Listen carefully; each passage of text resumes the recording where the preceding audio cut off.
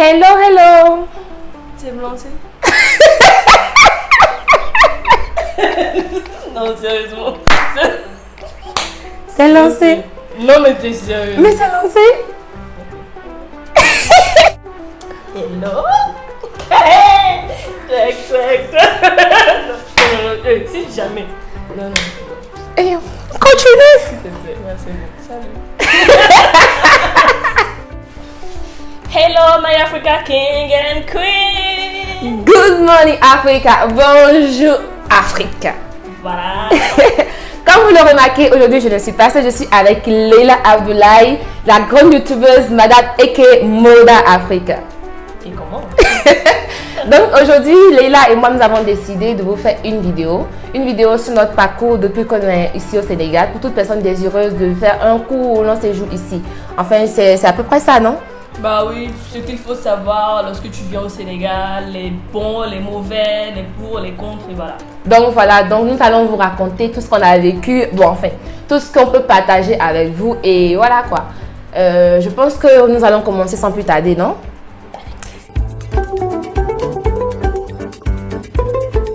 Coucou à tous, bienvenue sur ma chaîne. Ici nous parlons mode, culture, voyage, découverte et bons plans en Afrique.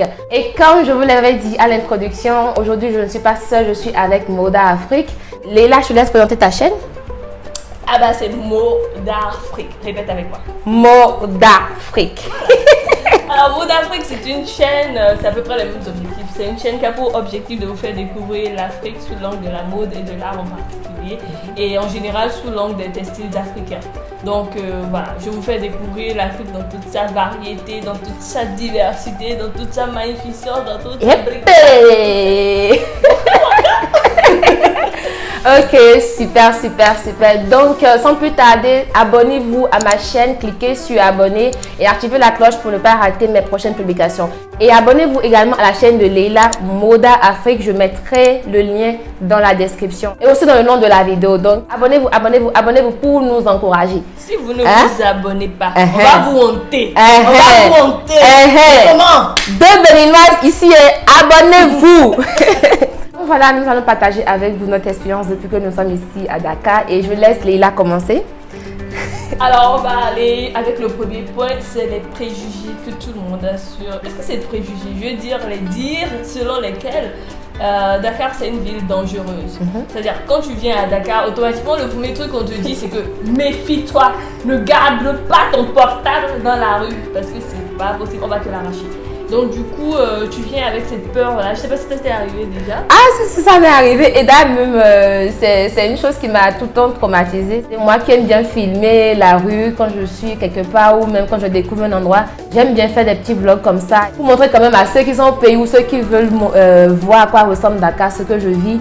Donc franchement, ce fut vraiment un véritable problème pour moi de sortir mon téléphone avec cette peur. À chaque fois, même quand j'étais accompagnée de quelqu'un, la personne me disait « Non, range ton téléphone, on va te l'arracher, il y a plein de bandits par ici et tout et tout. » Ouais, mais même, c'est même pas quand tu marches seulement, on dit même dans le véhicule. Tu es obligé de remonter dans le taxi. Oui. La fenêtre, voilà, la fenêtre pour que ça la vitre au rebord, exactement. Oui. Pourquoi on ne t'arrache pas? Moi, je trouve ça, franchement, ah, c'est vraiment compliqué.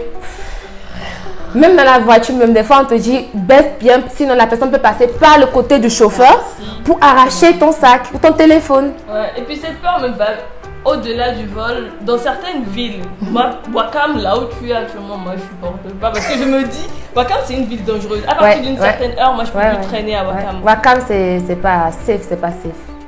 Negwanoué.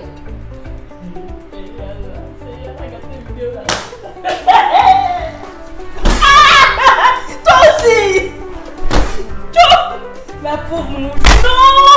Elle avait une famille. Ah, l'envoyer pour l'enterrement. Non mais... J'ai horreur que les mouches sortent dans mes vidéos. J'ai horreur de ça. J'ai horreur des mouches tout simplement. Elle est son cœur. Tu penses que je vais mettre ça dans la vidéo? Et ça tu vas mettre. Tout le monde va savoir quel crime tu as commis dans la vidéo. Assassin. Des mouches. Donc je vais mettre aussi l'introduction. Non. Ok, d'accord, donc on est qui? Donc voilà, Ouakam c'est pas du tout, en plus c'est très bouillon et tout. Mais bon, moi quand même j'ai trouvé mon havre de paix ici, vu que je suis dans une zone un peu calme quand même et tout, donc ça va. Après, toi tu es à Médina. Hey, elle habite... Non, c'est faux, Médina, Elle habite Médina, au marché. Non, il y a quartier dans quartier, s'il te plaît, mon quartier il est chic. Il est chic. Il y a des voleurs. Il y a des cars rapides, il y a des voleurs. Partout, il y a des cars rapides. Franchement, il faut être toujours sur le qui-vive parce qu'il y a beaucoup de voleurs qui rôdent autour. Une minute d'inattention et puis c'est fini. Ils t'ont piqué ton portefeuille, ils t'ont piqué ton sac et franchement, là, tu rentres dans les problèmes. Surtout les téléphones portables. Voilà, surtout les téléphones portables. Ils sont très, très habiles pour ça. J'ai un ami qui dit qu'il a perdu 2 iPhones. C'est que les dernières générations d'iPhone en plus dans un car rapide. Alors que dans un car rapide, pour prendre ces 50 francs, ça dépasse pas 150 en fait. Voilà, ça dépasse pas 150. 150. Et puis tu paies un truc de près de 500 000. Même voire plus, hein. D'ailleurs, en parlant de ça, j'étais dans un bus et j'étais là assis, j'avais mon sac à dos. Bon, j'ai souvent mon sac à dos, donc je l'avais devant moi comme ça. Il y avait un monsieur qui était assis là à côté de moi, tu vois. Et le monsieur il mettait sa main. Moi, je comprenais pas en fait. Comme on est souvent serré dans les cars rapides, moi, je faisais pas trop attention. Mais après, j'ai senti comme une ouverture. Tu vois l'impression qu'on a là. J'ai senti comme une ouverture. Mais je dis, mais non, c'est pas possible. Il peut pas être en train de me voler comme ça devant tout le monde en fait. Il peut pas être en train de me voler. Mais heureusement que j'arrivais déjà à ma descente, tu vois. Je descends et je remarque qu'effectivement, mon sac, il était ouvert. Je te jure, je remarque que mon sac, il était ouvert. Je dis, mais non. En fait, tellement j'étais choquée par l'acte que je n'ai pas eu le temps de réagir. Tellement j'étais là, je dis, mais il ne va pas le faire. En même temps, il n'y avait pas grand chose dans mon sac. J'avais confié mon porte-monnaie à ma copine avec qui j'étais. Donc, voilà, il y avait juste peut-être mon matériel, voilà, de vidéo, tout ça dans mon sac, tu vois. Donc, je me dis, mais est-ce qu'il tombait sur un instrument tranchant? Est-ce qu'il tombait sur un truc qui allait le blesser? Ils n'ont pas peur. Enfin, il y a quelqu'un, je ne sais pas si c'est vrai, on m'a dit qu'ils sont souvent armés de trucs mystiques en fait. Ils sont protégés. Wouh! Ils sont protégés. Mais honnêtement, je ne peux pas te dire si c'est vrai ou pas. Et voilà, mais s'ils sont vraiment protégés, c'est que bah. C'est grave, hein? C'est grave, c'est grave. Donc voilà notre premier conseil. Faites attention à vous. Gardez bien vos sacs, gardez bien vos téléphones quand vous êtes dans un car rapide ou dans un taxi, quand vous marchez n'importe où. En tout cas, gardez bien vos téléphones. Second point maintenant, je pense que c'est le point le plus... ça me fait pitié en fait. Ça me fait tellement mal. Imaginez quelqu'un, ses parents l'ont envoyé ici. Il prend son argent, il va trouver un démarcheur, il fait son argent. Pour prendre un appartement et jamais il ne trouve cet appartement et jamais il ne trouve son argent. Non mais attends, tu confies ton argent à des courtiers? Ben oui. Non. Si. Ils disent venez on va visiter, non? Il y a des personnes qui confient leur argent au courtier. Bien sûr, il y a des personnes qui confient leur argent au courtier. Non mais là c'est la faute de la personne. Ah, en tout cas, moi je trouve que c'est la faute de la personne. En même temps, même des fois tu pars quelque part avec la personne, tu vois même le propriétaire, ou je sais pas, soit disant le propriétaire, tu confies ton argent là, on te garantit oui, que tu vas revenir signer le contrat, mais jamais, il n'y a pas de contrat, il n'y a pas de maison, il n'y a pas de foncier. L'argent c'est parti, après ça rentre en procédure, ça rentre dans une chasse à l'homme et tout, et puis c'est compliqué après. C'est chaud là. C'est hyper compliqué après. Moi, ce que je savais par rapport aux démarches, enfin aux coursiers, c'était que voilà, les frais de visite, là, les 2000 qu'ils réclament, franchement, les chances, c'est qu'ils font exprès en fait de ne pas t'envoyer des photos de ce que tu veux et te disent visite obligatoire. Tu vas, le truc ne correspond en rien. Déjà, imaginons un instant, tu as demandé, je sais pas, 2 chambres, un salon, ils t'amènent dans un truc. Chambre partagée, douche partagée, tout est partagé. Ça ne correspond en rien. Et ils te demandent à la fin de lui remettre 2000. J'en ris, mais c'est l'escroquerie. Voilà, c'est de l'escroquerie parce que la personne, déjà, tu lui dis tout ce que tu veux, tu donnes tous les détails de ce que tu veux. Tu peux lui dire une chambre, salon, transformable, espace familial et tout. Mais le mec, juste parce qu'il va prendre 2000 sur toi, à chaque visite, il te ramène quelque part. Là, même, tu payes le taxi. Tu payes le taxi, tu perds ton temps. Tu vas pour visiter l'appartement, mais ça n'a rien à voir avec ce que tu as demandé en fait. Pourtant, tu as été hyper clair dans tes conditions en fait. Et ça, je trouve ça tellement hilarant et mesquin en fait, tu vois. Ouais. C'est un peu ça. Franchement. Et après, maintenant, tu tombes dans des... En fait, pour nous qui venons du Bénin quand même, je pense qu'on a été plus que choqués de prix des loyers ici. avec 15 000 au Bénin. Tu dors, c'est comme tu es dans un château avec piscine vue sur la mer. Ici, 15 000. Est-ce que tu as même douche? Tu es dans le château avec piscine vue sur la mer avec 15 000 au Bénin. Leïla. Monde africain. Adore. Non, mais pour de vrai, avec rien, tu as quand même quelque chose de bien. Ah oui, avec 15 000, tu as où loger. Hein. Tu as où loger, tu as où dormir, même si c'est sans courant et sans eau. Mais quand même, tu as où dormir. Mais tu vas trouver ça où ici à Dakar. Même avec 50 000, des fois, tu es quelque part, tu n'as pas de lumière, tu n'as pas d'eau. Accessibilité impossible. Est-ce que tu as même. Tu as vu quelque chose à 50 000 ou? Je pense que ça n'existe même pas. À moins que les gens se mettent à 20 dans une pièce, quoi. Ouais, franchement. Et quand on te dit 50 000, c'est que la pièce, franchement, tu regardes. C'est pas possible. Les gens sont obligés de se mettre à 3 à 4 dans une entrée couchée. À 4 à 5 dans une entrée couchée. Et la problématique du loyer ici est très récurrente, tu vois. Même dans ce qu'ils appellent. Comment on dit? Oh my god. Les chambres d'hôtes là. Genre, journalièrement là. Les guest house. Les guest house. Une journée à 15 000.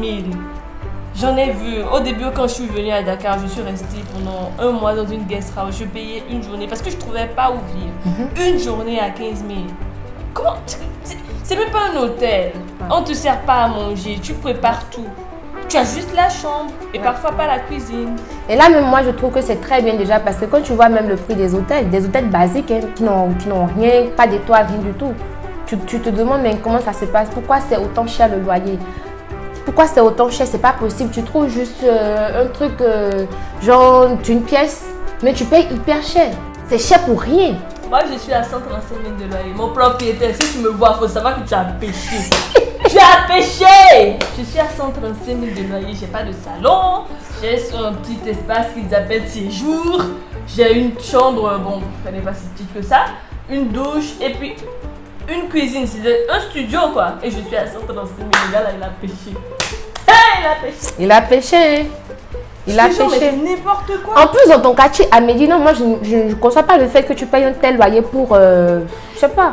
Bon, après, ça dépend du standing de l'immeuble. C'est un nouvel immeuble, c'est comment, c'est moderne. C'est moderne, c'est bien entretenu et tout, mais 135 000 pour c'est abusé, c'est abusé. Ouais. Franchement, les gars, je sais pas, on sait pas qui regardera cette vidéo, mais si vous êtes là, s'il y a une autorité sénégalaise qui regarde cette vidéo, faites tout pour que, franchement, affaire de loyer soit réglé, quoi. Un truc que j'ai remarqué, quand ils voient que tu as une tête d'étranger, ils surenchérissent. Direct. Franchement, avec leurs frères, en plus, ils disent dans les annonces là, pas d'étrangers, parce qu'ils savent que les étrangers, ils sortent l'argent, donc pas d'étrangers. Non, pas de Sénégalais. Pas de Sénégalais. Pas de Sénégalais. Dans leurs annonces, ils disent pas de Sénégalais. Parce qu'ils savent que les étrangers, ils payent surtout beaucoup, ils payent cher, surtout les Gabonais, voilà. Ça, c'est les pigeons du Sénégal, ça. Les gros pigeons du Sénégal, ça. On les pille correctement, comme sur Coin Master. C'est grave. Sur Coin Master, c'est pas sérieux. C'est pas sérieux. Donc voilà, franchement, écoutez, arrêtez le loyer, c'est trop cher. Tous ceux qui viennent ici à l'étranger étudier ou pour une raison ou une autre ne sont pas des personnes riches. C'est peut-être toute une famille qui a collecté de l'argent pour envoyer cette personne ici étudier pour un avenir meilleur. Mais vous nous découragez avec vos loyers, vous nous découragez avec tout ce que vous faites, avec l'escroquerie et tout. C'est abusé, franchement. Revoyez vos copies. Qui revoit leurs copies? Sinon, après, je ne sais pas ce que le pays de Dada, mais on va partir, vous laisser Dakar. On va finir partir. Ouh là là. Donc, à part ça, qu'est-ce qu'on a partagé encore? Vous venez à Dakar, la préparer, vous allez manger le riz jusqu'à mélange chinois, tchèp. Le riz sur toutes ses formes, en fait. Tchèp, riz au gras, riz blanc, riz noir, riz chaud, yassa poulet. Et il y a trop de riz. Ils mangent que. En fait, je t'ai dit que je suis restée dans des guest house. Les gars, ils mangeaient que le riz. Que le riz, en fait. Et dans ce riz-là, on va dire. Encore le riz, ça va. Il y a un petit cube de mais bon, Ami. Ami, la fille. Cube, huile. Hypertension, diabète, hein. C'est pourquoi moi je prépare à la maison. Pour éviter tout ça, je me suis résolue à préparer à la maison et c'est mieux quoi. Tu évites moins de dépenser. En plus, ce dont on parle là, c'est tellement cher. La bouffe est chère en fait. La bouffe est hyper chère. C'est un autre point qu'on va aborder. Oui, qu'on va aborder, oui. Ils n'ont pas une grande diversité culinaire. Ouais. Ils n'ont pas du tout une grande diversité culinaire. On est très limité en matière de cuisine ici au Sénégal. Je ne sais pas. Pourtant, le pays est énorme. Il y a beaucoup de cultures. Des fois, je pleure, je souffre parce que je ne mange pas bien. Là, même en 7 ans de confinement, j'aurais aimé être confinée chez moi au pays, au Bénin, où je mangerais de la bonne bouffe. Je peux manger de différents plats tous les jours. Mais ici, c'est pas possible. Et imaginez que nous sommes obligés. Nous ne connaissons pas les plats. Quel plat? Moi, j'ai fait. Quel plat tu connais pas? Moi, j'ai beaucoup voyagé ici au Sénégal. Je suis allée même au fin fond du Sénégal. Mais non, je suis allée au nord, au sud, tout ça. J'ai beaucoup visité le Sénégal. C'était la même chose, toujours. Il y a ça. Tchep, tchep, tchep, tchep. C'est vrai, on reconnaît. C'est un plat, oui, c'est votre fierté, oui, la nourriture sénégalaise. On est d'accord, hein. Donc, dans le côté cuisine, voilà un peu. On n'a pas une grande diversité culinaire. On est obligé de payer cher pour pouvoir consommer nos produits, les produits de chez nous, mais de d'autres pays. Bon, voilà, c'est quand même un peu compliqué. Donc, voilà. Après, je sais pas, on est au Sénégal, donc on fait avec, voilà. Quoi encore? Après, c'est tout. Hein. Après, c'est tout. On peut parler maintenant du point qui me tient le plus à cœur. Quoi? Est-ce qu'il y a des xénophobies ou quoi?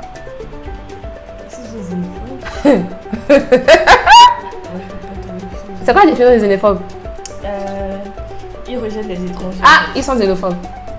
Ah bon? Ah oui, oui, oui. Et voilà, c'est tout pour la partie 1 de notre vidéo sur le Sénégal. J'espère que vous avez aimé et que vous n'êtes pas trop fâchés, les Sénégalais. Alors, la partie 2, c'est pour très bientôt. Et abonnez-vous en attendant. Abonnez-vous sur ma chaîne Chichi de Luce et abonnez-vous également sur la chaîne Moda Afrique. À bientôt. Gros bisous.